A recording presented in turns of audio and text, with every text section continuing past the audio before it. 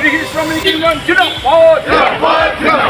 পরিবেশ ধ্বংসকারী তৈল খেতি বন্ধ করো, পরিবেশ ধ্বংসকারী তৈল খেতি বন্ধ করো, তৈল পাম্প বন্ধ করো, রামদেব হোক বৃহৎ পুঁজিপতির তৈল খেতি কৰিব দিয়া বন্ধ কৰো।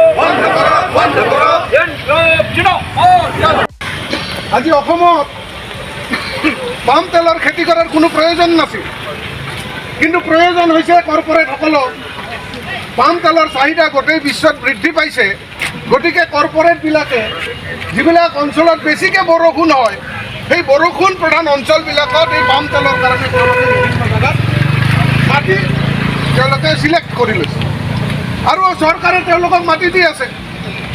এতিয়া পাম তেলৰ খেতি পৰিৱেশ যে ধ্বংসকাৰী খেতি, এই কথাটো বিভিন্ন আন্তৰ্জাতিকভাৱেও প্ৰমাণিত কথা। বিভিন্ন দেশত এই পাম তেলৰ খেতি নিষিদ্ধ কৰিছে, শ্ৰীলংকাৰ দৰে জেগাত নিষিদ্ধ কৰিছে। মিজোৰামত পাইলট প্ৰজেক্ট চলাইছিল। মিজোৰামৰ খেতিয়কে পাম তেল খেতি কৰি, খেজুৰী তেল খেতি কৰি তেওঁলোকে কিন্তু লাভৰ মুখ দেখা নাই, কাৰণ কৰ্পৰেটবিলাকে মাটিত খেতি কৰিবলৈ কৃষকক লগাই দিয়ে ঠিকেই, কিন্তু বেলেগ যেতিয়া খেতি কৃষকৰ হাতত নাথাকে